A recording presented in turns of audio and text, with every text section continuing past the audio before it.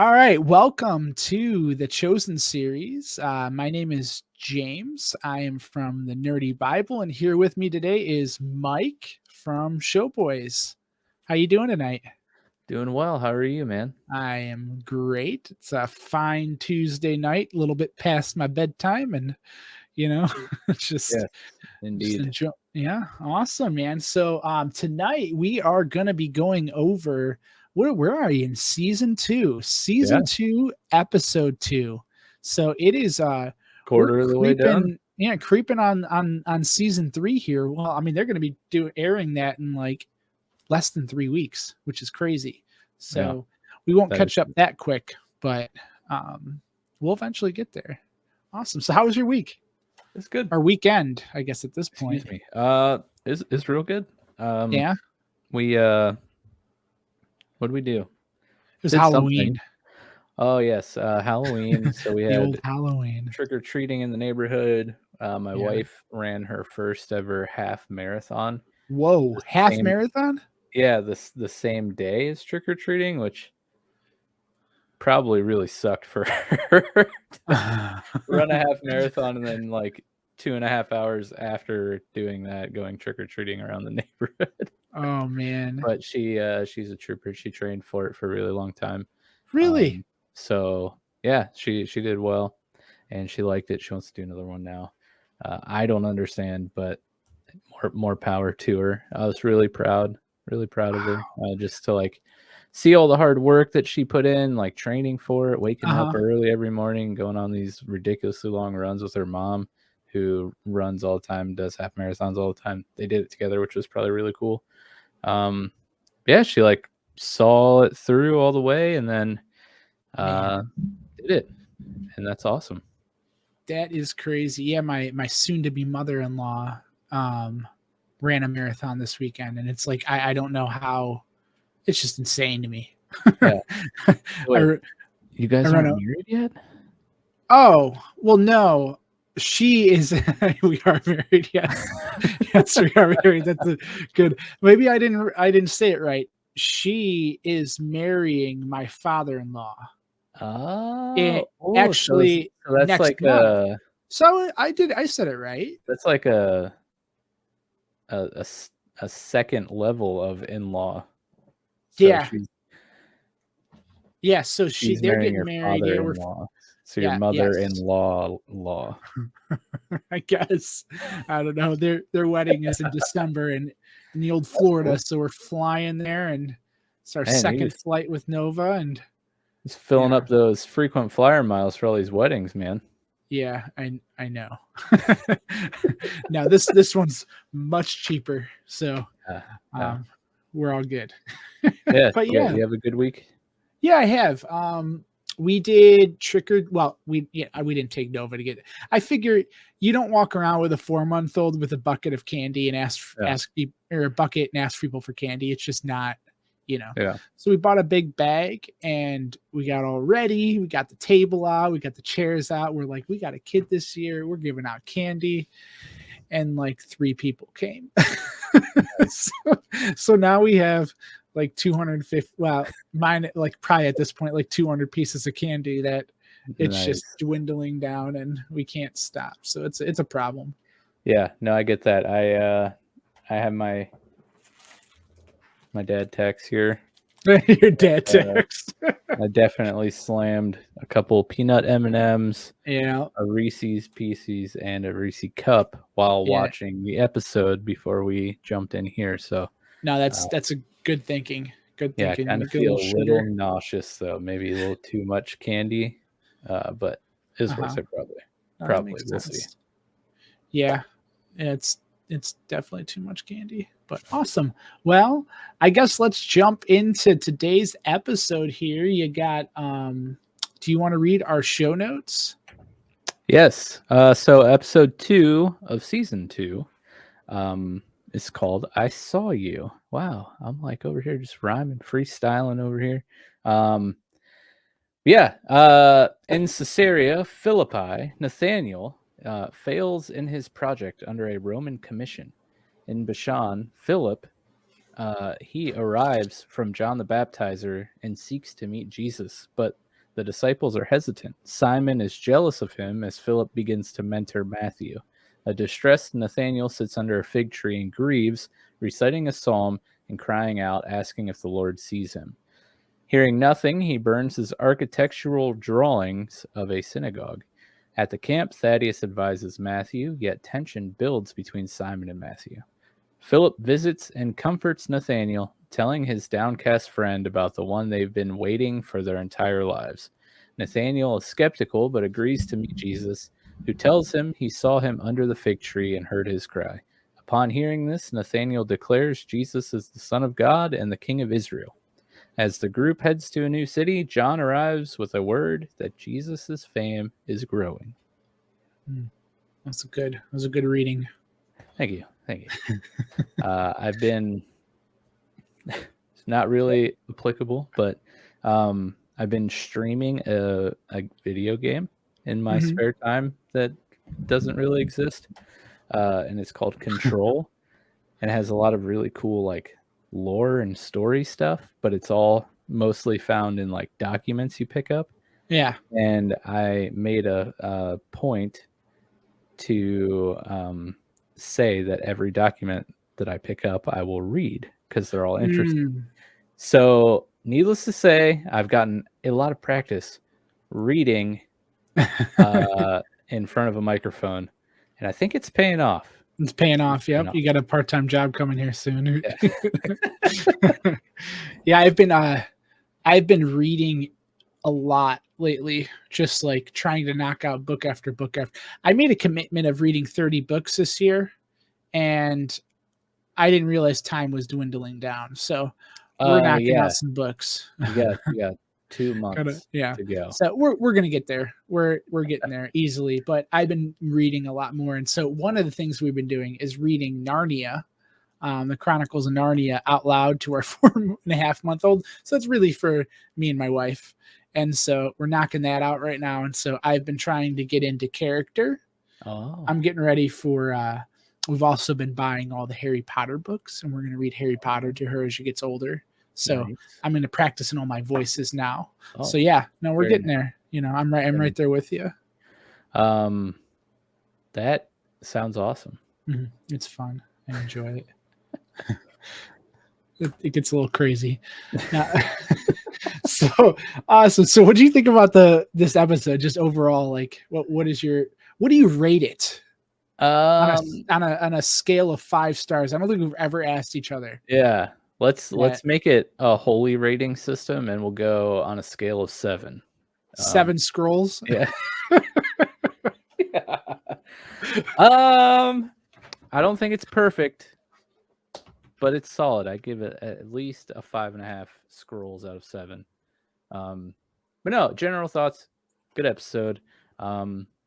Continues on the trajectory that the season 2 premiere set for us last week with just the level of production and the way that they tell the story. Get another cool cold open with Nathanael, and just his I don't know if this is the right word, but like lamenting there in the middle, like sitting under the fig tree and just being at his lowest point, like just asking, like, God, where are you? Do you see me? Like, who has never done that before? If you say you've never done that before, I would call you on your bluff, because I think we've all been there before. So that was cool to see. And of course, the arrival of Philip. It's pretty cool with the group. He's a cool character. And yeah, overall, I think it's a good episode. Adding another one to the group. Well, 2 to the group, I guess, by the end of the episode. Yeah. I'm right there with you with that scene with Nathanael, though. I mean, we'll obviously get to it, but like, I really liked his honesty with God. I think that's a thing that we don't see enough, where people are like, I'm pissed. You're God. I'm not. I'm aware of that, but I'm going to let you know. Yeah. Like I think it's a very healthy thing to do. So I really liked that scene. It was just very true to just very, I don't know, maybe not to his character, but just it's just I don't know, there's truth in it. I really liked it a lot.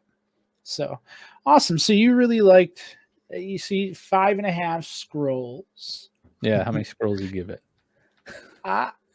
You know, I would say 5, but I would say, you know what, that last one bumped it up to a 6, the end of the episode. I thought it was good. I thought they tied a lot together. They did well at like stories. So about 6 scrolls. Yeah. Okay, So. let me tell you a story so I don't Okay. forget when we actually get to the end of the episode. I was watching it on YouTube, and not on like the official Chosen channel. It's just somebody else who live streamed the episode, so it's the full episode. And I put closed captions on because, you know, Absolutely. I've just started to do that now on like everything I watch. So yeah, we're gonna be in New Balances in no time. Shoes. We're getting there, man. I already got my my crew socks on right now, and the khaki shorts. You can't see them because I'm sitting down, but no. So you know, I've been CCing all my TV watching lately, and it's really beneficial for things that I've already seen because I've already seen this. So like I can kind of like focus on reading the dialogue instead of like taking everything in at certain points. Yeah. But I got to say, like, you know, I was getting into it. Jesus is like, I saw you under the fig tree, and Nathanael, camera goes on him. His eyes are watering. He's like, Rabbi, except the closed captions, which clearly nobody went through and like fine-tuned the closed captioning, which is something you have to do if you're not aware. If you upload anything to YouTube or do any sort of like audio transcription, like it'll auto-generate captions for you, which are mostly accurate, but they have pretty thick accents at time in the show. So of course, like, you're gonna have to comb through the captions and like correct words. And this scene was totally ruined by the captions. He goes, Rabbi, and the caption says rubber. And I was like, oh no. I literally laughed out loud. I was like, oh dang it. The like pinnacle point of the episode, it's just rubber miscaptions. Oh, that's no good. Yeah, now I got to get that out of my head, you know. Anytime they call him Rabbi, I'm just going to think of rubber. Thanks. Oh boy. Thanks, YouTube. Anyways, continue. Well, that's why you got to watch it on yeah, I got to go to the official source, man. I'm positive they comb through those captions. Yeah, probably. I'm assuming, what is it? angel.com/watch/the-chosen. Yeah. Yep. Lesson learned. Yeah, absolutely. So that's cool. So yeah. Let's jump right into like following through the episode here.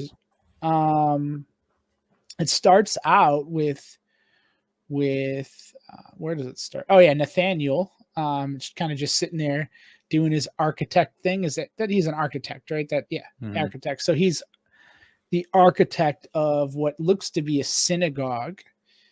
And he's working for the Romans, and you kind of get a glimpse of, you know, creative liberties on who Nathanael is, I'm assuming, but he worked his way up. You know, he's a Jewish man of no,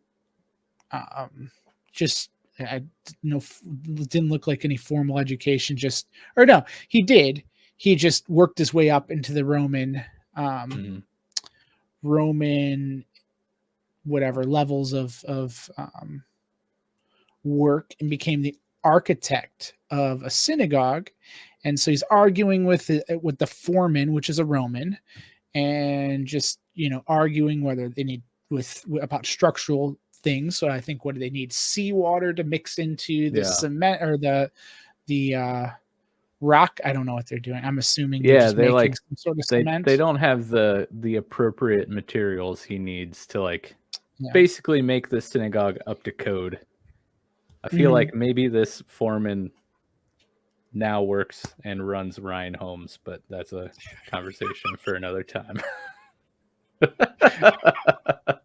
Oh, that was actually, I didn't I'm expect that. That was good. not, it's not. Um, I'm totally not a jaded Ryan homeowner, but that's a topic for another time. oh man, that's too funny. Yeah. Well, long story short, they're arguing and they're off in the foreman's office, and then just I wish I had sound effects right now. Just it's like, Yeah, whole there you go. the rocks come crashing down, and you could tell the whole Roman to Jewish oppression because um he gets fired right away. And it's probably the foreman's fault. The poor foreman should be, held responsible for this, but Yep. he's not. Nathaniel's fired and he is crushed. Just crushed because this is what he's, been wanting to do his whole life. He worked forever to get to this. So here, what do you think of that? Yeah, I mean, it's pretty basic. I would say just a basic storyline here, but yeah, it becomes more tragic later on the episode when you see the impact that this has on Nathaniel, because he just wants to like be a part of creating a great place of worship, like a place where people will come and sing and pray and like see, like, in my mind they may have even stated this in the show, but in my mind, like he wants to put his all into creating this thing as like an act of worship, which is something maybe I'm like I don't know what the term is, but like maybe I'm like putting my thought projecting is the word you're maybe I'm projecting what I feel when I do creative things onto Nathaniel in the show here. But my view on worship is, it's not just gathering and singing songs. It's a lifestyle, and it involves, to me, doing everything to the best of your ability in a way to honor God in all that you do, right? So to me, it's worship when I show up to work every day and like do the best I can at work. It's worship when I get done with work and I go up with the family and I do the best I can to like be a father and a husband. It's just as much worship to spend time pouring into the musical aspect of a song I might be writing or playing, as the lyrics are in worship, because it's still creating something. I'm still trying to do something to honor God.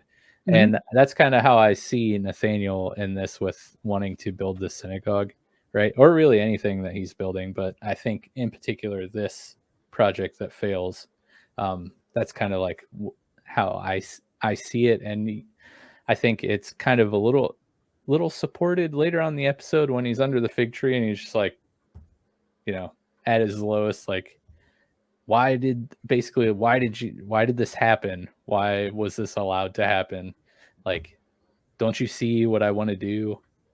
It's for you, but like now I can't. Like, where are you? Don't you see me?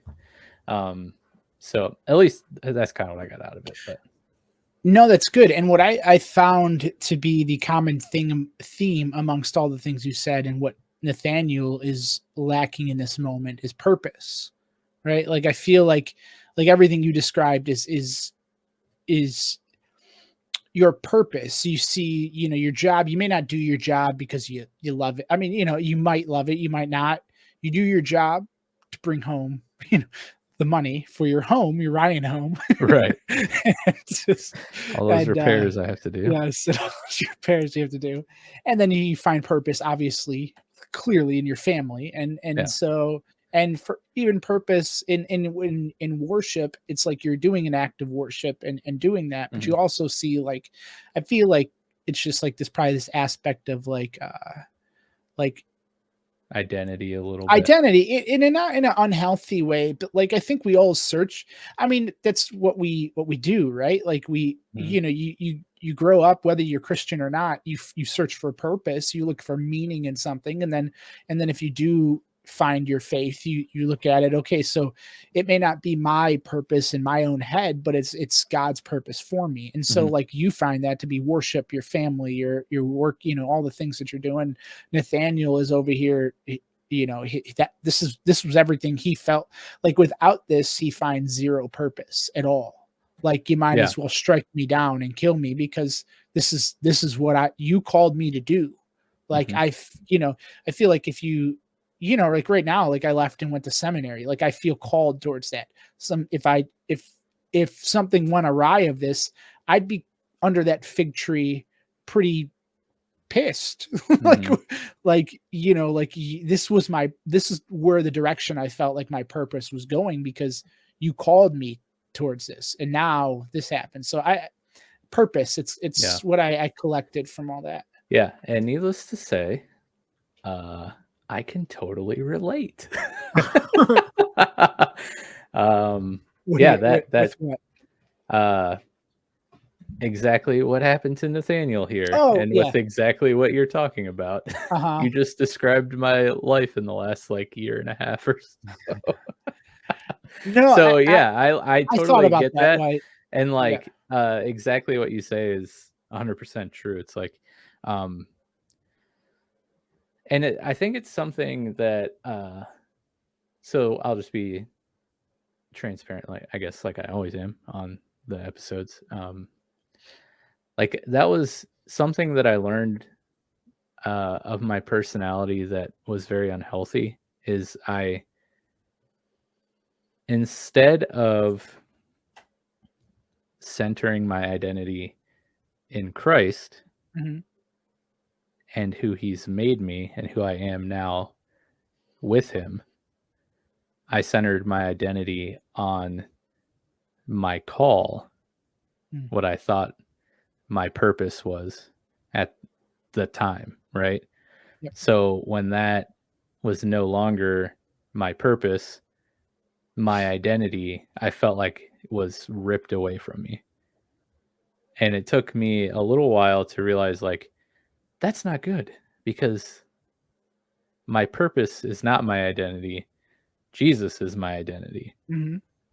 Um so that's like exactly what Nathaniel's going through here. Yeah, So because it's very relatable for me. it is. No, it's so good what you just said there, because if you think about it, like, he's not an architect anymore. That's what he wrapped his identity and purpose into. Mhm. And it's like what you're saying is that if Jesus is your identity and something goes awry with your purpose, Mhm. you're not lost, Right. right? Like you're Yeah, the you're only looking. way that I could be lost is if something took Jesus away.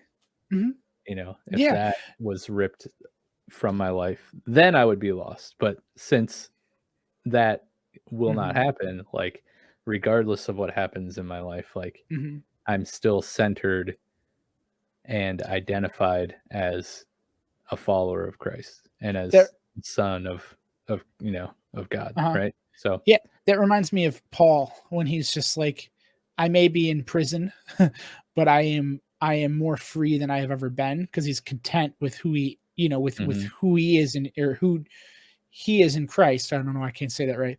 But it's like it's like all around me, my purpose, everything could be dwindling down or falling apart, but I know who I am in that, Yeah, and I'm content in that.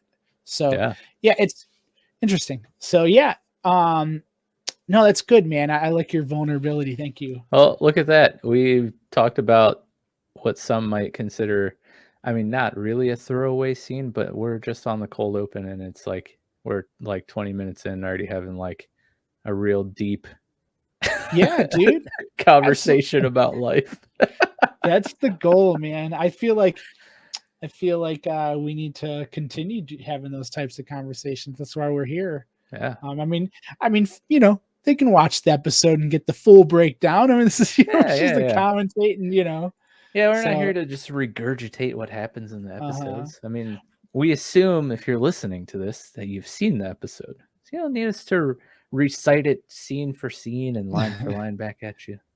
Yeah, and in all fairness, it's 10 minutes of the whole episode is this intro That's with him. So yeah, that's where we end up getting to the bar, and he's just doing what we just talked about. He's like, I'm dead. Or there's a story that he doesn't say that, but he's like, there's a story about the bartender or like another patron's like, so what's wrong with you? He's like, someone died. He was an architect. Yeah. And then at the end, he's like, I'm the dead man in the story. And the bartender's like, yes, I picked up on that. Yeah. Not so subtly. So yeah. So I guess in the first 10 minutes, this did happen. Why can't I think of his name? Philip? Philip. Yes, Philip. The time traveling disciple. I don't. Later on in Acts, I always remember this story in Philip. I think it's when he baptizes the Ethiopian, and then when the Ethiopian comes out of the water, Philip's gone, and he just appears somewhere else. So that's I think that's Philip. Yeah, that's Philip. But we'll get away from that. There's a lot of controversy around the time traveling disciple, so we won't get into the logistics of that. So yeah, I can't wait to see how they pull that off in the show. So by the way, I don't want to. Well, that's in Acts. That's in Acts, I believe. Go on. We don't need to get into this now because it's oh boy, not happened yet. But have you caught wind of the recent controversy surrounding The Chosen in the season 3 trailer? Oh, something about Mormons or something? Of course, it's always about the Mormons. He addressed that. Or he did. I watched the video. It was real good. Man, he just can't. I look to him and I'm like, I have like what I think on one of my posts, I get the random, like there's probably been like 15 troublesome people on these posts, or just the ridiculous things. Man, I can't imagine being in those positions where it's just like, dude probably gets it like all day, every day. Like just, what did he respond? He's like, I've actually never really read the more like, so I don't really know. He's like, I don't. So short story. We're not going to get into it because I don't want to derail this entire episode. But basically, there's a spot in the trailer where Jesus says, "I am the law of Moses." Mm-hmm. And that sent people spiraling, losing their minds. Imagine people ripping their shirt, like just screaming blasphemy. Exactly. This is a trailer. You probably didn't see the entire scene. I know that's like a fiery line that apparently is said in the Book of Mormon. But like context, people, like see the whole thing. Remember, not every single word of dialogue from Jesus in The Chosen is straight scripture. Like there's other lines that they write to prove points and like support things. Like just calm down. And if you believe who Jesus is, I would say it's a pretty factual statement. Yeah. And also just go watch Dallas's response. And it makes total sense. There you go. At least if you're going to be but mad. Anyways, just you brought up controversy and I was like, oh, this is a hot button topic this week. Oh man. So I guess I don't know, let's talk about Philip. Yeah, I mean, honestly, in this episode, there's really there's like arcs. 3 chunks, right? You have the Nathanael chunk, then we have Philip arriving at the camp. Yeah. And really, that's it. and then you got the fig tree, and then they all meet up. So let's just Yeah. talk about Philip. So Philip, I love this beginning scene when Philip's walking up. He's got the piece of straw hanging out of his mouth, Yeah. and he's chewing on it, just walking with this like utter confidence, which is it. And so you got the Sons of Thunder, Of course, Thomas Simon. and Simon, just Simon out front, like Yeah. he's I think is he's got Andrew it. with them, or is he? No, Andrew's off to the side. He's not with them. He would have noticed right away. But Yeah. so here's they're like, I wouldn't step any further, and it's like the old Western. He kind of flips his robe, and there's the knife just sitting there. And Simon's just and waiting, literally waiting to stab somebody. Just like just patient about it too, like because he eventually does. He cuts an ear off, so let's not put that past him.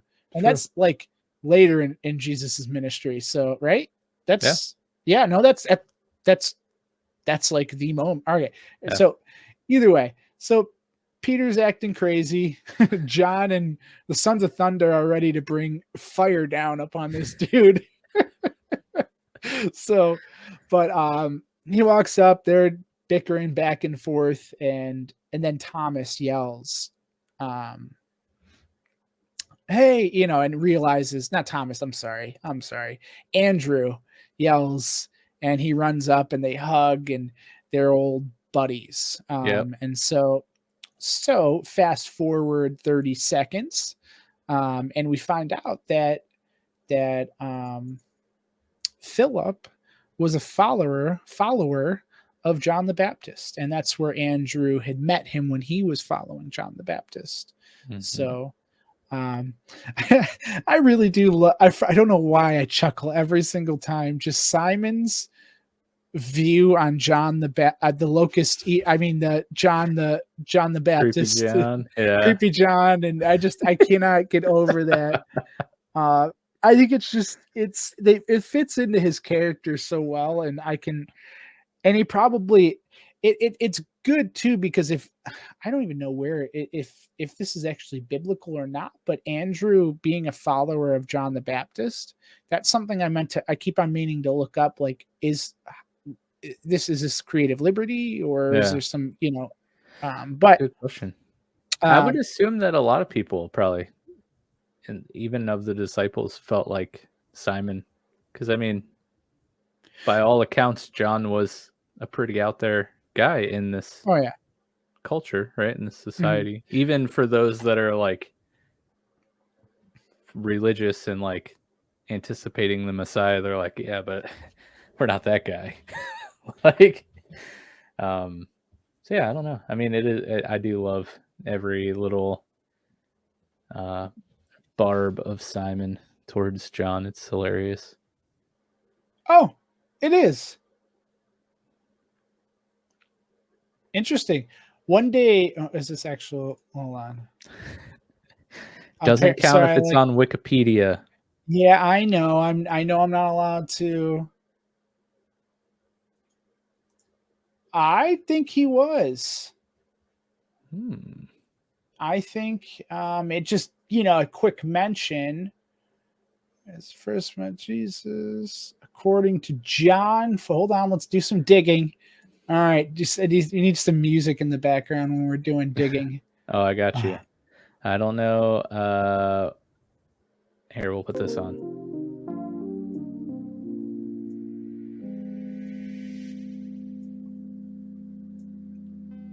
I'm not gonna lie, I don't. I'm not familiar with all the preset background music that we have here in StreamYard, but enjoy the night driving while James drives through the World Wide Web in search of whether or not Andrew was a follower of John the Baptist.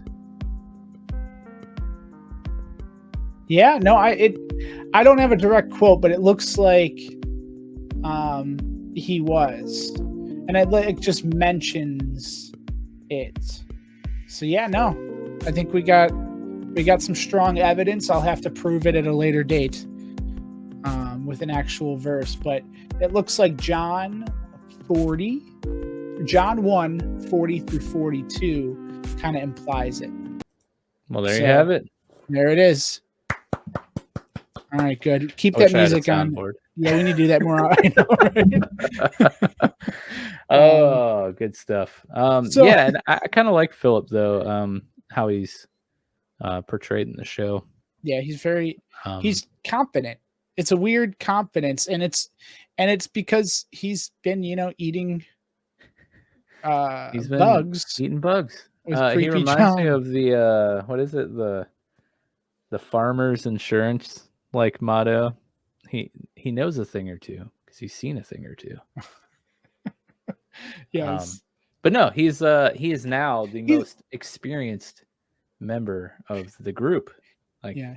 He's all these- borderline arrogant. Like it's like he's brushing with it, like kind of just messing with the idea of being arrogant. But he's like, what it's been like following John. You just don't learn that in these parts, that kind of thing. Like, oh man. Yeah. But it's nice to have him in the group because he, again, I don't know how biblical this is, but in the show it's cool. How he kind of becomes a friend of Matthew when no one else in the group is, he shows him kindness, and like the episode description says, he's kind of begun mentoring Matthew, not only in like life outside of luxury. Like we have the scene around the fire when everyone's like making fun of Matthew for gathering damp wood. He kind of defends him a little bit, but then like further they're by the fire and they're like peeling the bark off, and he's like teaching him how to do that. And then we get later on in the episode as they're leaving camp, traveling into the city, where he kind of tells Matthew a little bit about the Torah and stuff. And I don't know, it's just it's cool to see because nobody is there for Matthew right now. Yeah, except for Jesus, of course. And you see Philip as just a phenomenal leader. Like the qualities that he is, he's like, he's calling him out kind of from where he is. He's building him up. He is challenging him and support. He's like challenging and supporting, which is, if you think about those two, like as the dream scenario. There's graphics that go into that, but like he's challenging him enough and supporting him enough that he's growing him, and he's only met him for like a day. Yeah. So it's really, it shows you how far along he is with his just because, well, I mean, if you think about it, what John's doing isn't too much different from what Jesus is doing, right? John the Baptist, like he's has these people following him, and he's trying to, prepare them for the way, right? And so, you see this level of like leadership and like love for his neighbor. I don't know. It's just something you don't see in the other disciples yet, really. Yeah. Yeah.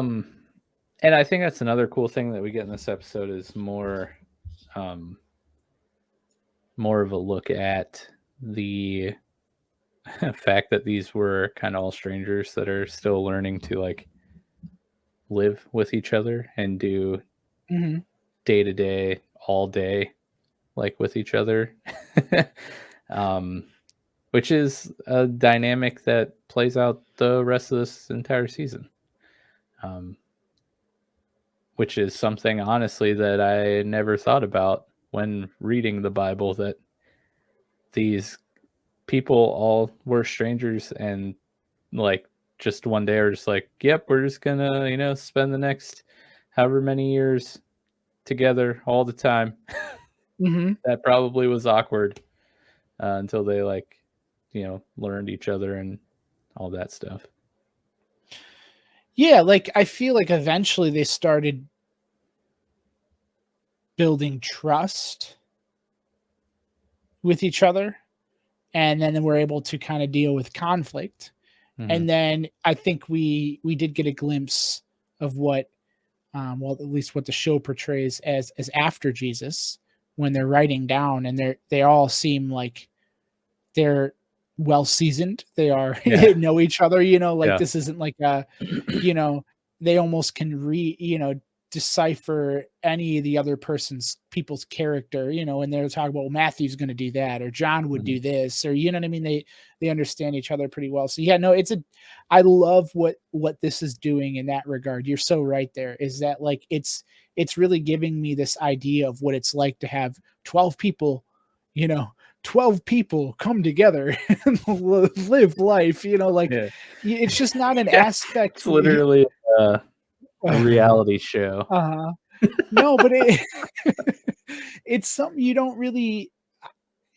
These are these are the aspects of this show that I love, and I really think like it's just another tool in our tool belt when we're reading through scripture and understanding for this the God, specifically the gospels, and it's just you don't get this from reading the Bible. You don't. And it's not that like you don't, it's not implied or it's not, but like the reality of seeing it in front of you and seeing like these people struggle with each other, it's like it gives a whole new element to reading, like reading these Yeah. reading the gospels. One like I've been in the Old Testament, but I can't wait to reread these and like yeah. envision yeah, you know what I mean? Yeah, and like on top of, I mean, we've talked about this before too, but like on top of just the personality things, Mhm. the cultural context, like 80% of people, normal people who are reading the Bible aren't going to like spend hours doing research on like what was society like in Samaria Uh-huh. 52 BC or AD or whatever, to like fully understand the context of what they're reading. Uh-huh. Um, which, if you want to get like the most out of scripture, like you need to know all that stuff because it was written maybe not 2000. I don't know when it was written. I sound like a terrible Christian, but thousands of years ago, right? Yeah, I This mean, is a very old text written in context that barely applies today in the mhm. society we live in. So a lot of the stuff that we read is like flies right over our head, or maybe I'm just speaking personally here myself, No, it it but it, like it I it falls on like deaf ears and blind eyes because you're like, well, that doesn't seem significant. Why is that in there? But you get, you know what I'm saying? no, I Like, do, but if but what you know the historical mhm, context of society back then, and like you're like, whoa, this is like mind blowing. I uh-huh, can't believe that yeah. happened. Well, what I think you're pointing out too is that it's actually pretty wise, is what you're saying. It's almost like you're looking at it and you're like, I don't know. And that's something that people don't typically just start out with saying like, I don't know. They try to fill the gaps and try to Mhm. s- under almost like try to almost look at it as though they do know. And so I think that's typically the errors that we see in our culture, is that when they read this, they fill in those gaps with our own context, and they don't really stop and just say, you know what, I don't know what this means because I am not in Samaria, Yeah. in year 30 or 40, whatever AD this is, like Yeah. and so and it even goes even further with the Old Testament. Like we're in school, I'm reading Ruth right now, and in the whole semester, the goal is to read Ruth and write a different paper on all the different like perspectives and contexts and all this different things. And like you're just learning about like just the culture. And so like, and putting my own modern culture would just destroy this book, and I wouldn't understand anything really if I didn't put myself into those cultures. So like I love what this show does with all of that, and but yeah, and that's a good point though. I mean, you can't watch this or read it or anything just with our own context. It's just Mhm. not applicable. I mean, it is to some extent, but like you can't Yeah. you can't There's a read it lot through lost our there. lens. Yeah. Yeah, there's a lot, and it's actually can diverge you into a different direction and mislead you if you're not, I Yeah. mean, how many words are like they had what, I don't know the numbers. I'm going to botch this, but the amount of words that was used in the Hebrew language is so. I mean, we have like what what are some good examples where you have like 5 different words that sound the same. What I can't remember what the phrase what that is called, but like you have present, right?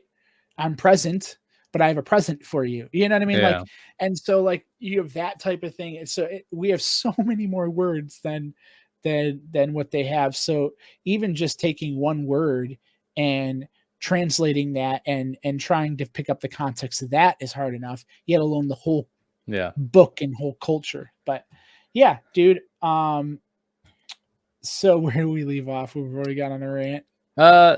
Just the camp here. Oh, okay, yeah. There's the cool scene where Philip, or when Jesus comes back into the camp, it's nighttime, and Philip comes up to him and he's like, John sent me here, blah blah blah. Like he told me to give you a message on my behalf. It's short, it's 2 words, and Jesus is like, oh, that's funny. I got a message for you too. First off, I think either Jesus says he recognizes Philip, or Philip's like, oh, you remember me or whatever. He's like, yeah, you were there in the crowd when John baptized me. And basically Jesus is like, yeah, I got a message for you too. It's also short. And like at the same time, Jesus says, follow me. And Philip says, I will. And I just thought that was cool. And then they have, they continue their talk by the fire, but I don't quite recall all of the specifics there. Do you? Yeah, I'm taking a glance at it now. Well, they're just kind of just chit chatting, Catching up on John. What's cousin John been up to? Well, yeah, and then he talked about the Pharisee that Oh yeah, our came to good meet him, and pal. he's like, no, that he's like, I know that Pharisee. He's a friend, and he's like, Philip's talking about how John would be offended if he knew he was, friends with a Pharisee. But yeah, I think they're just kind of talking about, I don't know. I guess there probably wasn't anything too super important No, there. Some just other you're stuff that my. happens in the camp, like Mary and Rama are talking about wanting to learn Torah. Rama can't read. Mary's going to teach her how to read and write. Matthew, we have another scene about Matthew taking notes, writing down all the things that Jesus says and does. And Thaddeus is like kind of small talking with Matthew, trying to show him some kindness. Simon comes up to thank him for the drying and prepping of the firewood, and he's like, oh, you're writing down everything Jesus says and does? That's not a good idea. Then everyone's gonna like see it and It's twist his words. incriminating. Yeah, everyone's already trying. Once he's wanted, and everyone's already trying to twist his words, and now they'll just be able to do that so much easier. And of course, getting on Matthew like Simon Bouncer does. Peter coming to rip out the notebook and. But I love it. Another like, yeah, we should probably write this stuff down for later. Yeah, it's cool too. I like, because what I do like about it is, well, I don't know. I feel like most of them, to jump back the idea of purpose that we've been discussing, or that we discussed early on, like they're all struggling. What I like about this, they're all struggling to find their purpose. They're looking at it and they're like, all right, he called me. He said, follow me.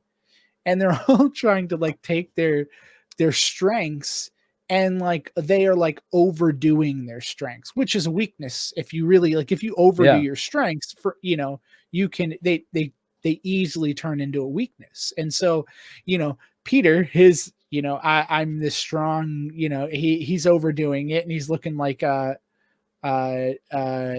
I don't know a better word. I'm trying to use a good word for it, but just he's acting ridiculous. He's a dingleberry. Yeah, there you go.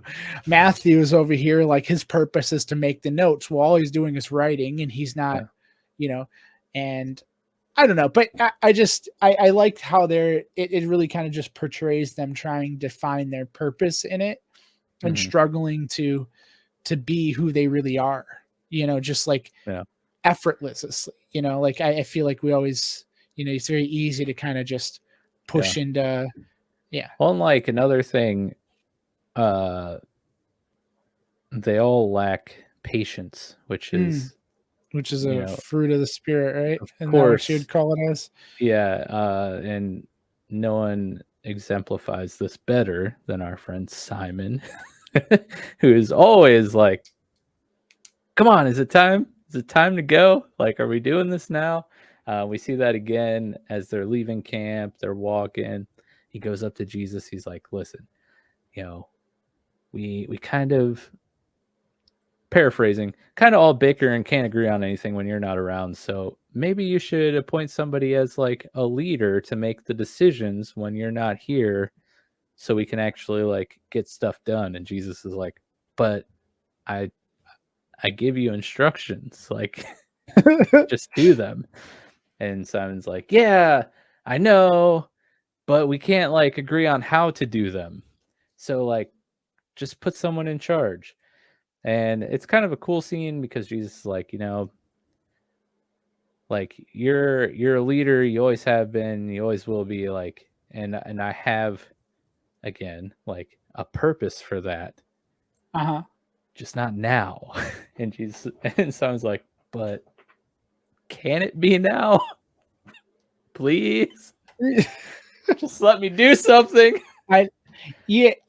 It's funny too. I just finished this book called The Ruthless Elimination of Hurry, which is by John Mark Comer.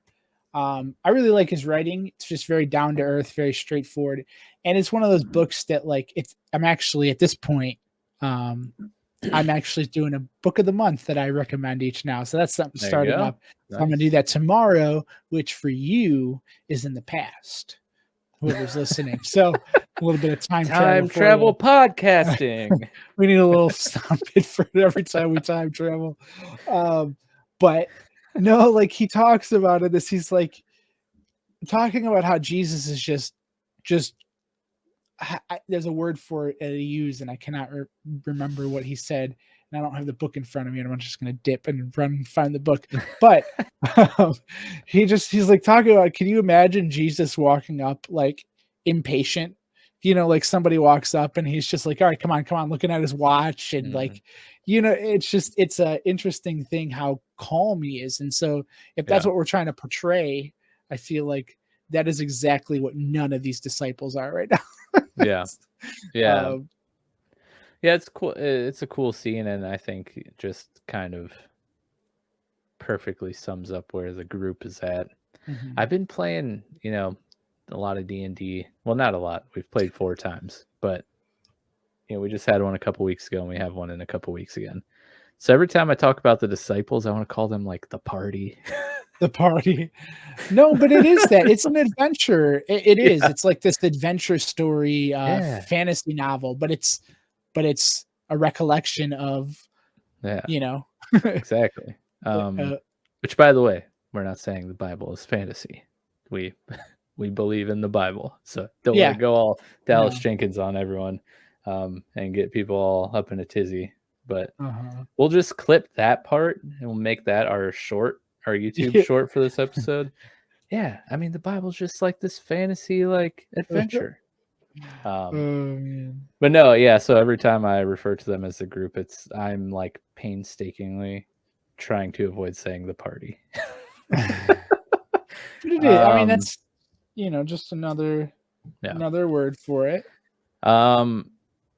But that pretty much sums up everyone's chunk of this episode, except for Nathanael, until the very end. So while all this is going on, Nathanael is just hitting rock bottom. he's like just chilling out in this field out in the middle of nowhere under the lone tree in this you know, big old field at the base of really pretty mountain range. Like the scenery here is like awesome. I love it. That would be just really cool to be walking around out there. But he's sitting at the base of this tree. I always have a thing where like there's just one tree in a big field. Mhm. I love it. It's just so cool. The fact that one singular tree is in the middle of this massive space.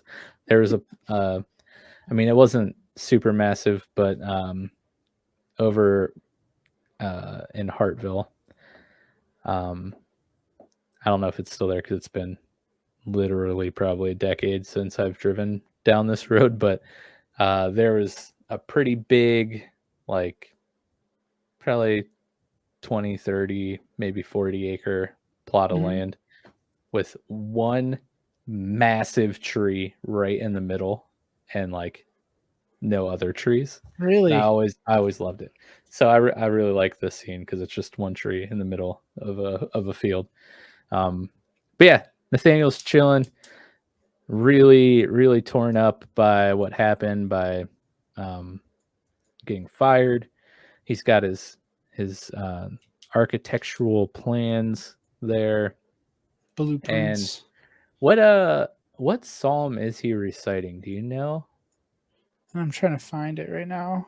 But Um, he's basically sitting there. He's like crying, like ugly crying, like he's got like snot in his mustache crying. And he's just crying out to God, reciting this psalm, and he's just like, "Do you see me?" And like, it's just that it's really powerful. When seeing get somebody get that research there, music out. yeah, and when going through something like that, but in his anguish, he's crying out, he's pleading, he burns his blueprints and does this weird thing where he like picks up the ashes and just sprinkles them on himself. Do you know why he does that? Why he sprinkles them on himself? Yeah, I don't know. I'm trying to I'm asking you see. too many questions at once while you're No, it's all right. feverishly researching. I promise I don't need that research music going or anything. I'm just joking. No, I don't know why. There we go. Love it. Um, yeah, I'm trying to find. I don't know why he does that. That's a good observation. Um, Hear Israel, the Lord is our God. The Lord is one. Did it say that it's a psalm? How'd you know it was a psalm? The episode description says reciting a psalm and crying out. Ah, look at that. Israel. I'm gonna find Excuse me. it. Um, yeah, it's clear you can see he's devastated by this, and like we talked about earlier in the episode, the man had his identity wrapped up in his purpose, and his purpose was taken away from him, and it like that in itself is hard, but like when your identity is excuse me, defined by what you perceive God calling you to do, it's like the devastation is tenfold Hmm. because like as a follower, as a believer, as a servant, you know, we strive to honor God by fulfilling our call to him, right? What he asks us to do in obedience, following through with what he's asking us to do. And when you're trying to do that and it fails and then that's taken away from you, it's just like you're lost, and he is so lost right now. Mhm. Like he's shaken to his core, and to the point where he's questioning God, right? That's like, it's healthy to do from time to time, but not necessarily somewhere you want to be all the time.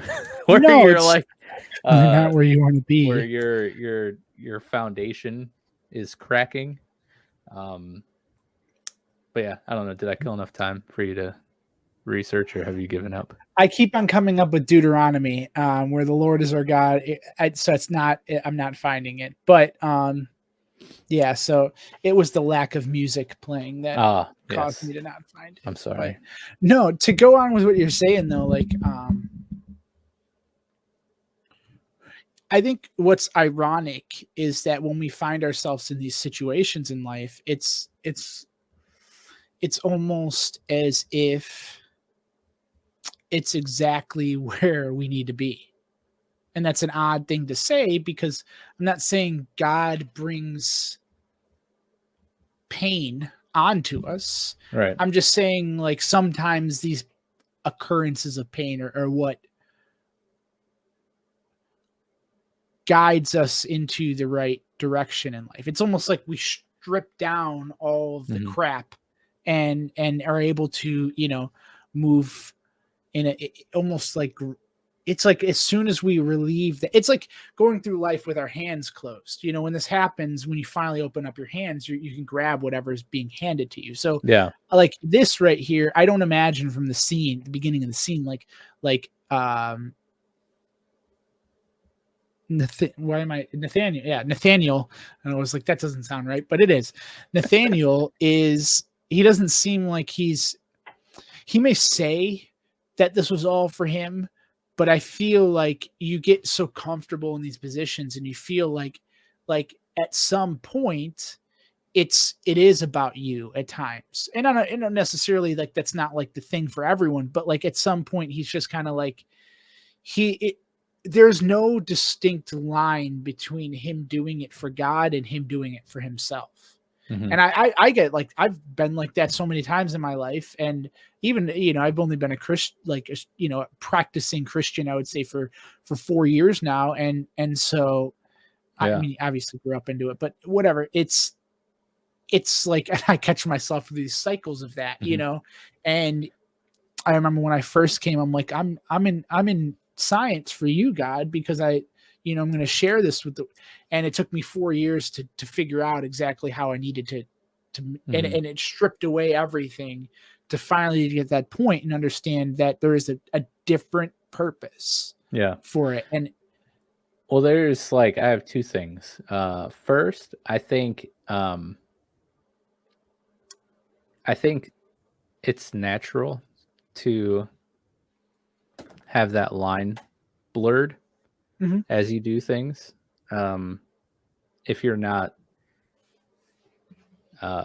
like, I hate using this term. It's another one of those like phrases that just annoys me, but it's like also the It's best churchy, I'm phrase to assuming. use. Yeah, but like if you're not having that renewal of your mind, or like refocusing Why of, does that hurt? Why do you hate I don't that? know. There's just certain phrases that get used way too much, or I hear way too much, where I'm just like, ah, just Mhm. think of something else. Like it's just starting to enter that Christianese like zeitgeist, right?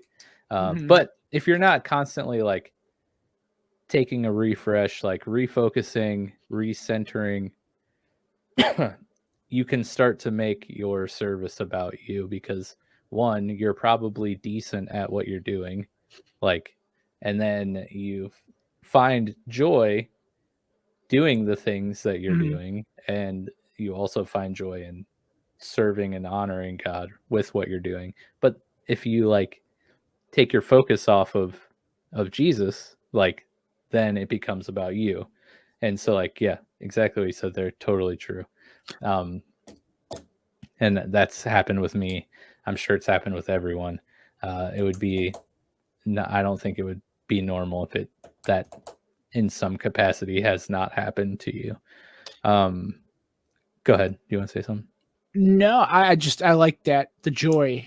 because it almost seems like Nathanael didn't have joy anymore. In the Mhm. beginning, he was angry, it was this and arguing, and there's probably a line of passion there that he has towards his job and doing it right, and so like Mhm. that was probably an aspect of it, but like didn't seem too joyful, you know. So Yeah. like, yeah, but yeah, the line is definitely, it's easy to blur that line, and it's probably, I don't want to say healthy to get to a point of a blurred line, but it, like you said, renewal and refocusing. It's like it's almost like you need that line to blur for you to even potentially refocus. Yeah. You know, I don't know. I Yeah, I like and that. It's a the good. It's a other good. the other thing, and it kind of goes along with that, but not so like directly, but Mhm. when we when I don't think, like, when I say it's healthy to get to these points like Nathaniel has, and having this like lament or like um disdain, anguish towards God or whatever. Um or like being brought to your lowest point. Like, obviously I don't think God brings you to your lowest point. I think that's you um taking yourself there, following your own means, right? I kind of equate that to like, as a parent, right? You'll learn soon enough when Nova's up walking around and like doing stuff. You can tell your kids, like, for example, my youngest daughter is a little over a year old. So she's like running around, kind of talking, like can kind of comprehend the things that I tell her and things that I ask her and all this stuff. We have an empty diaper box. Like, it's kind of like a bigger diaper box.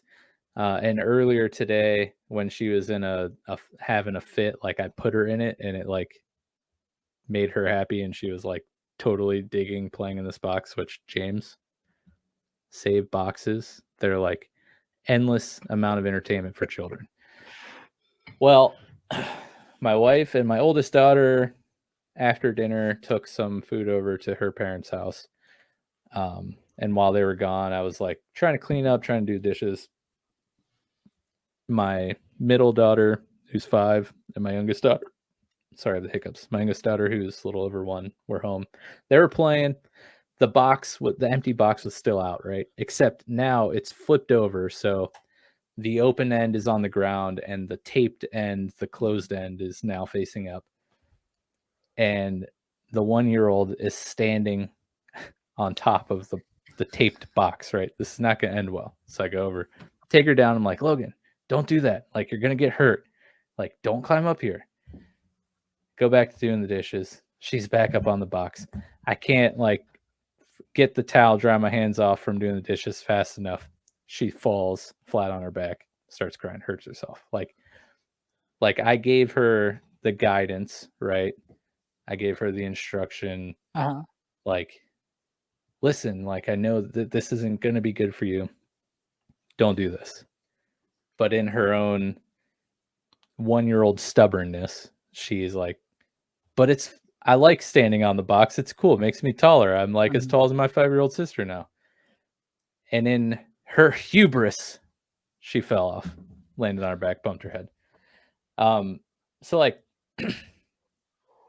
not saying we're all 1-year-olds, but I kind of am saying we're all 1-year-olds. We've all been there. We're like, God's leading us somewhere, and either we're misunderstanding or thinking maybe, we know what we're doing. We've been doing this for a while. Like, I've been playing in this box all day, dude. Like, I Uh-huh. can stand on top. It's okay. And then we fall and we hurt ourselves, and we're at our lowest point. Um, I don't think like I didn't put her up on that box that caused her to fall. Um, I introduced her to the box and the fun it could be. She just used it wrong in her own way and not listening to me. Um, so all that to say, a really bad analogy of trying to prove my point of where I don't think God is going to put us in a situation or lead us into not destruction, but Mhm. destruction is the first word that popped in my head, but into a painful place, right? Because if me as an imperfect human, you know, not divine creature would never do that to my children, like I really don't think like our perfect Father in heaven is going to purposefully lead us into pain. But out of our own stubbornness of like being human, thinking we know what we're doing, we'll like not listen. You know what I mean? And it takes us getting to that point to realize like, oh, I I'm sorry. I missed it. I missed it. But sometimes we got to get to that point where we're like we kind of put the blame back on God. Like, why is this happening? How did I get here? Like, do you even see me? Do you even Mhm. like see what I'm going through? Sometimes it takes us to get to that point to then have the realization of like, oh, like I need to refocus and um I don't know. I don't know where I'm going, but No, yeah, no, maybe I get, that's not explaining it perfectly. no, no, no. You explained it fine. I think when you're looking at that, you see these people that seem to have led themselves down this path. With your analogy with Logan of standing on a box that clearly should not be stood upon, um, caused it's a very like correlating like cause and effect. Like it's because she stood on the box, right? But Mhm, like there are, I feel like so many aspects too, though that I don't know, that are not warranted this, like that are clearly not somebody, um, there's no cause and effect here. You have the people die, people this, and like you have this like lowest point. I was thinking about the lowest point scenario, mhm, and that like it's so hard to gauge that because I feel like there's different angers, right? There's like that anger of like, how could you do this to me? Or, well, I mean, I don't know. Maybe they're the same. Maybe they are portrayed as the same, and maybe they're not like, there's no distinct line of like, I led myself here, or like there was no way of not leading to this point. I don't, do you get what I'm saying? mhm. Like, I'm trying to just, because we do get to this point. I mean, Well, it kinda, like, also approaches that whole, like, predestined versus, like, free will that's a good, yeah, argument, um, which is always a fun one. it is. And you know what? The last episode we had, so I'll just read it real quick. It's a very quick quote, but I loved it. It's actually what I made as my post I always try to start with a quote. But Yeah, it I says, really like that. yeah, at the end, or it was near the end of last season 2, episode 1. So the last one we did Jesus is talking to, what, you knew his name so well. What was his name? Um, the guy that couldn't walk, Uh, Melech. Malik, yeah, Melech. All right. yeah, So something like he's that. talking to him, and his wife asks, like, when are you going to do these things? When is everything going to be? He's like, I'm here to preach the good news of the kingdom of heaven, a kingdom that is not of this world, a kingdom that is coming soon, where yes, sorrow and sighing will flee away. I make a way for people to access the kingdom, but in this world, bones will still break, hearts will still break, but in the end, the light will overcome darkness. And um yeah, I don't, I look at that, and it's like whether I think about these aspects of like whether it's something that we cause, whether it's predestined, whether it's free will. Like the world we live in is not, there is no, it's like the hope that we have for a different world. The world that's yet to come. That's, that I love this book I finished earlier this year called Surprised by Hope by NT Wright. It's a big old tome, and it talks about the distinct difference between those types of things. But yeah, no, it's he's he's he's angry regardless for the circumstances that he's in, and um Yeah, I don't want to stray too far from this, but like we start talking about predestination stuff. That things We've kind of like a opened little. probably like 4 cans of worms so Yeah, far on this episode that we will not divulge in this episode. So but anyone listening who's chomping at the bit, I'm sorry. yeah. Fast forward. So no, he's I don't know. I still think this is just such a healthy spot to be at. Not that you want to be there, but like this is change right here. Like there's you can either continue to spiral, or like this is that point that you do a 180 and walk away with like a closer relationship with God. Yeah. And like, and that's our purpose, right? Yeah. I mean, if you look at purpose, that's what I see purpose. I'm learning, I guess, that purpose is our relationship with God, like you said, at our identity in Christ. And it's like, if we get to this point that like that is our purpose, then who can do against me? Like, Right. I don't know. Yeah. So I got very excited right there. No, it's okay.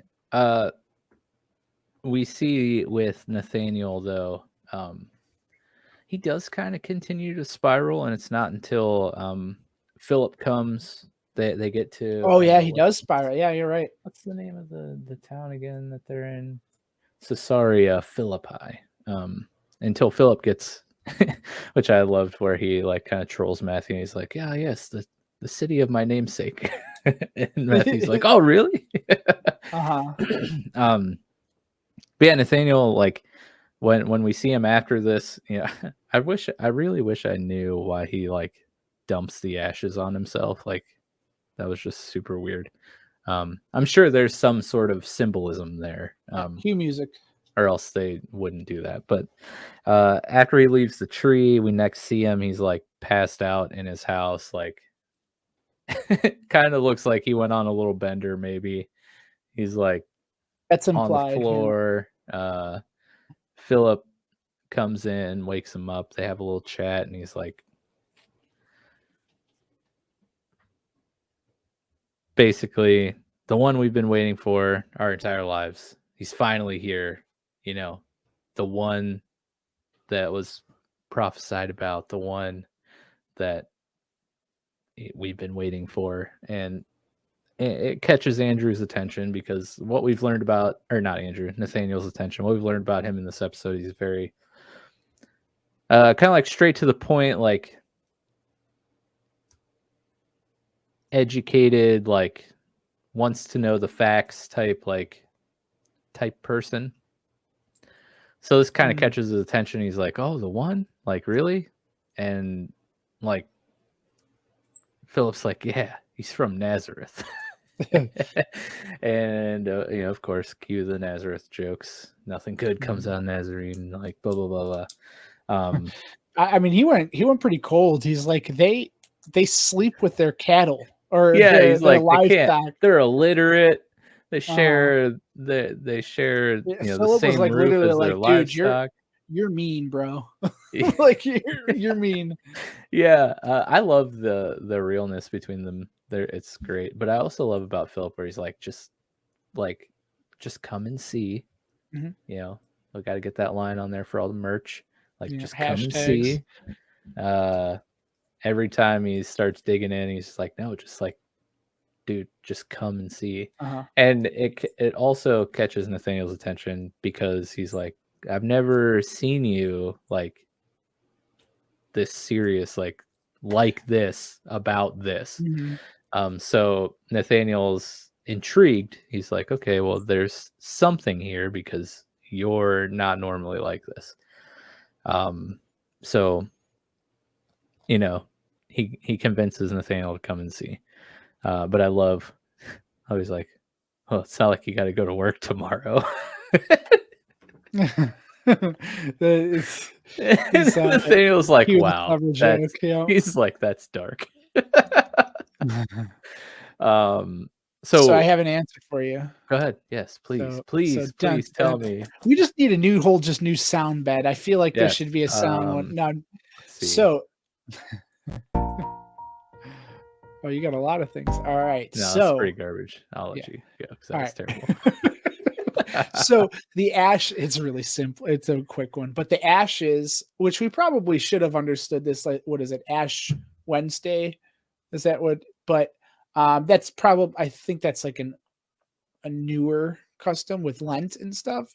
Mhm. But this actually, the ashes goes back to Job 2:8. So Job, when he sat, I guess it's quoted, is sat among the ashes, and this was after, like, when he was stricken with everything, and so he was, yeah. So, and it symbolizes death, I believe. Mm. So for my research here, so You're very I'm astute liking this research. live research here, Yeah. like digging in. I think we need to do that more. But yeah, no, so death, which is actually falls in line with, he Yeah, said that architect died, yeah, so which that was makes sense. him. So I would say that's like that symbolic gesture of like taking it and throwing it over him. So yeah, there we Yeah. go. We answered that. Nice. That's why you come here, get all the answers in real time in the So future. you come here to listen to us Google answers. Don't don't tell them our secrets. Sorry. Sorry. Um, Well, if you just had the music cued, we would oh have yeah, been, that's this true. wouldn't have been an issue. That's true. That's No, true. It's a bad job out of me. but So Nathaniel leaves.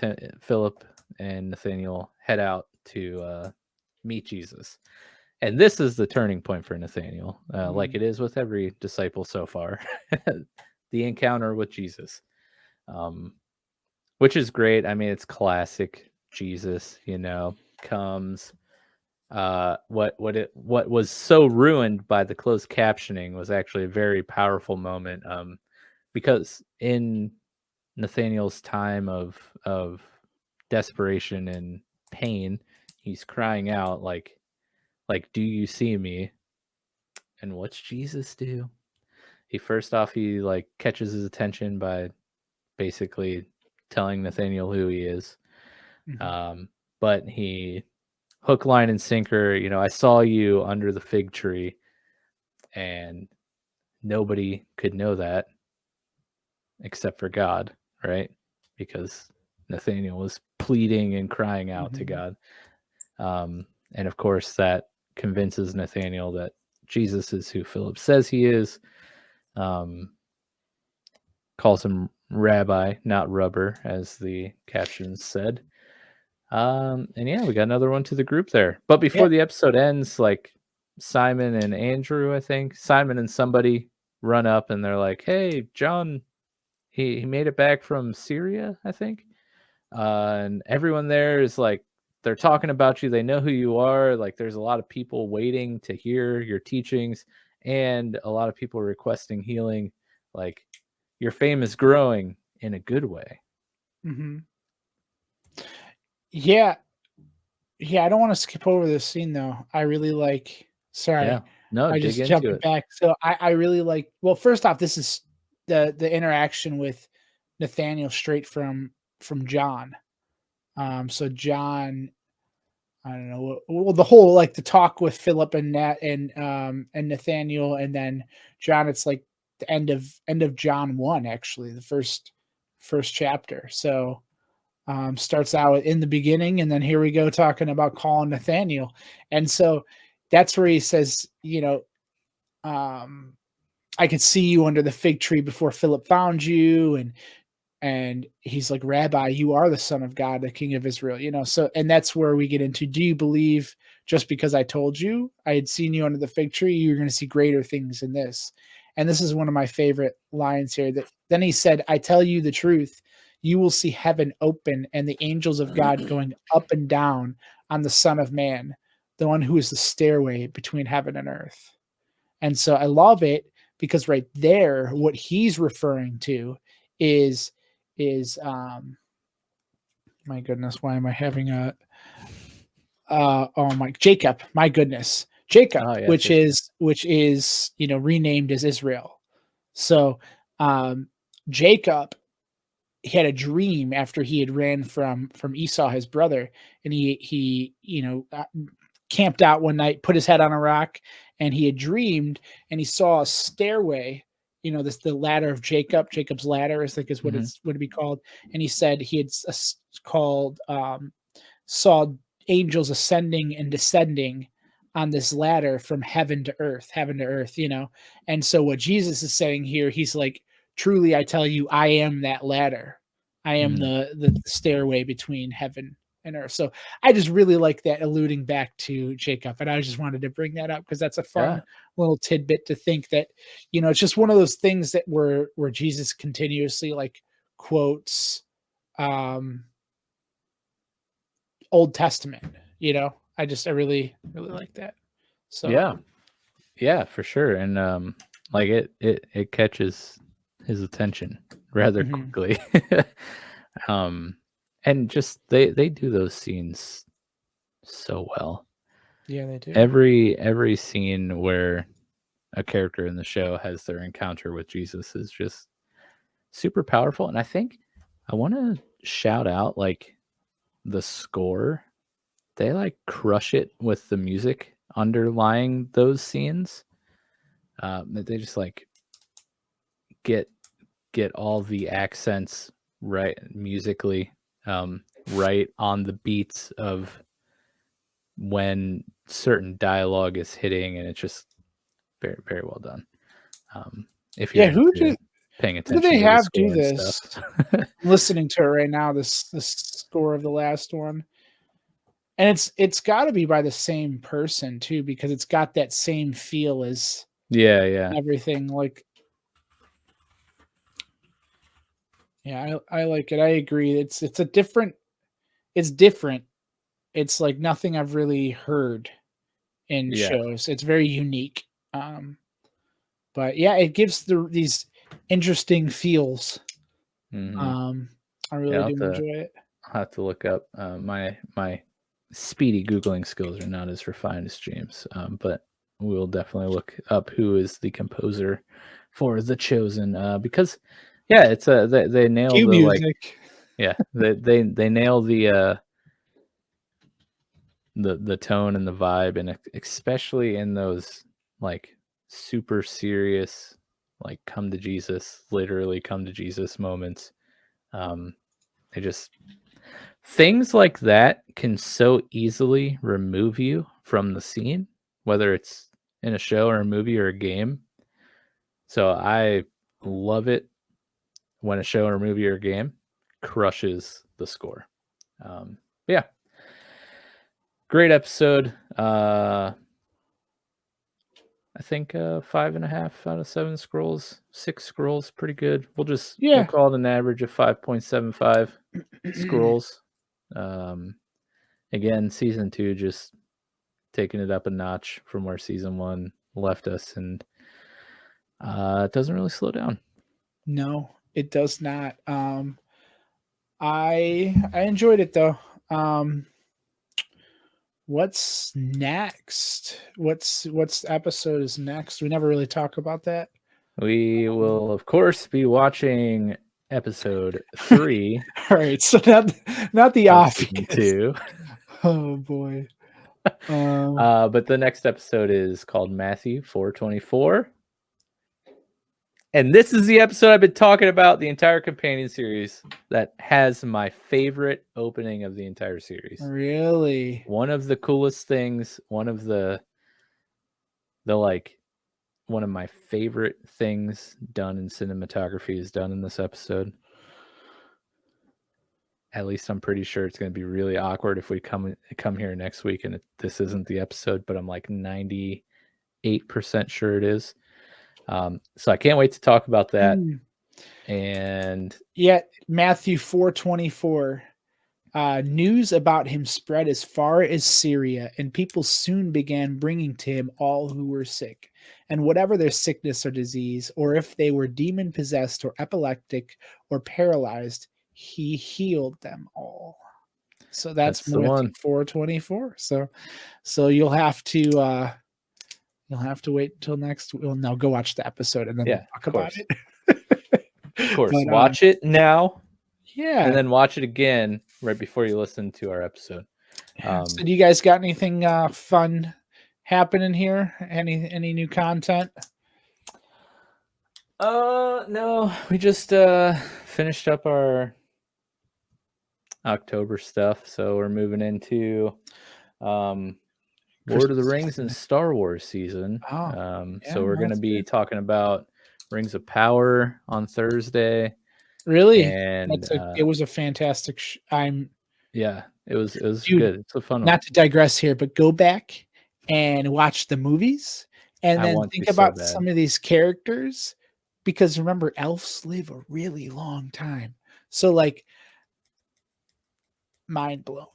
Some of them. Yeah, I've been wanting to rewatch the original trilogy for so long, I and watch them. it So made me. I watch them every year when I get sick. I Mm. actually had COVID. Well, I don't know if it was COVID. No, I think it was no, it wasn't COVID. I don't even know. Was it COVID? My goodness. I had something like 2 months ago and I was like sick and I just laid on the couch and I watched all of the Star Wars or not Star Wars, the Lord of the Rings, and Yes. it's like 9 hours of bliss. Oh yeah. But, Like I need to get. I haven't watched them in so long, but I appreciate this series and the return to some yeah, practical effects.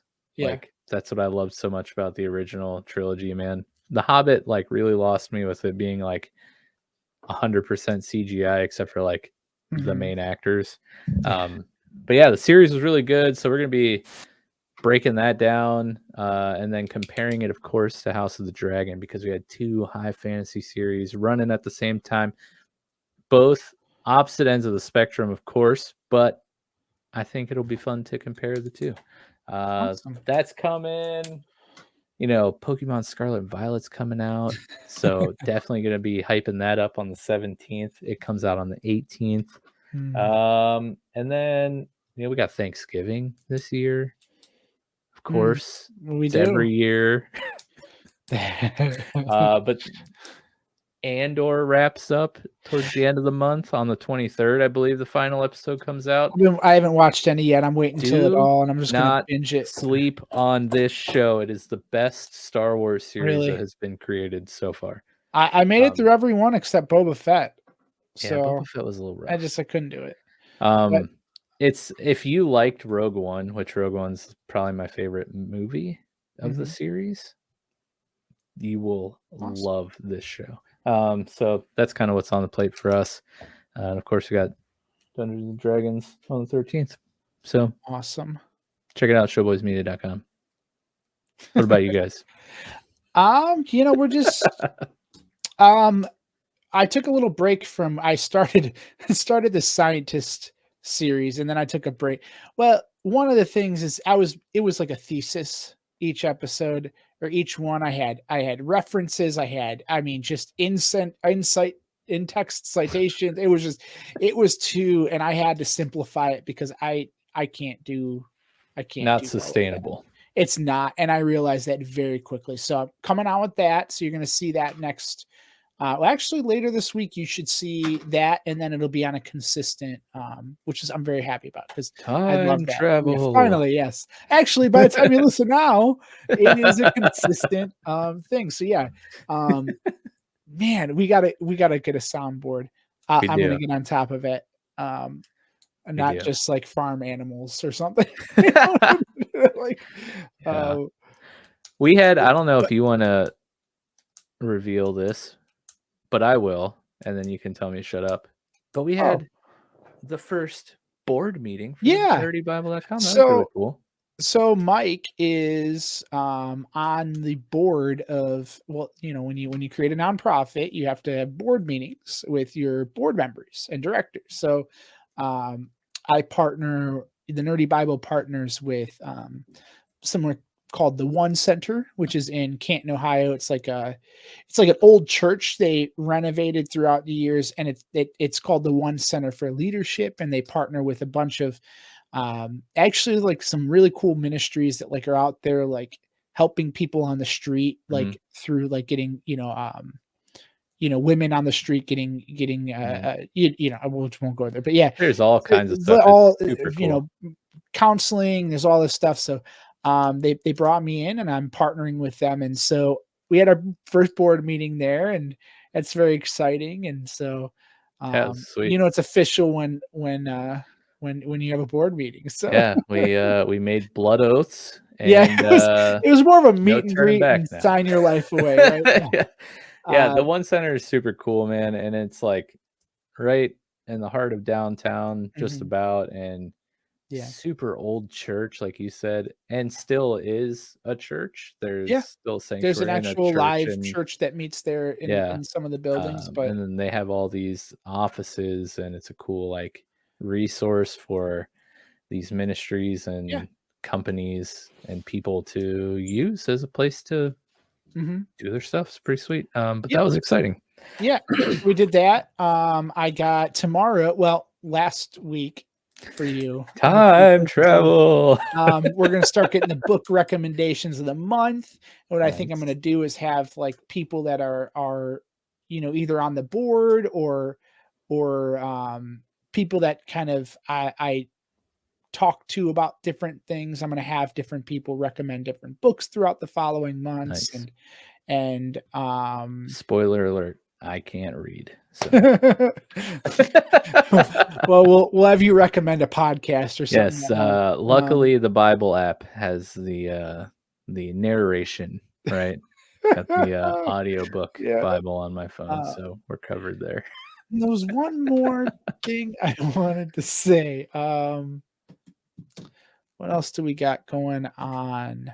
I don't know. Always something going on. Check out the websites, nerdybible.com Yeah, and I did it right. showboysmedia.com. I still Yep. can't do it. I've been only doing this for over 2 years. Yeah. You think Um, I'd learn by now, but yeah, make sure you tune in next time. Subscribe and like and rate and follow yep, and review and listen and download and and share. whatever. Yeah. Insert Do all the our things. please for Just don't your delete it. yes. Oh, Thanks. no. We'll see you next time. All right. Bye. Bye.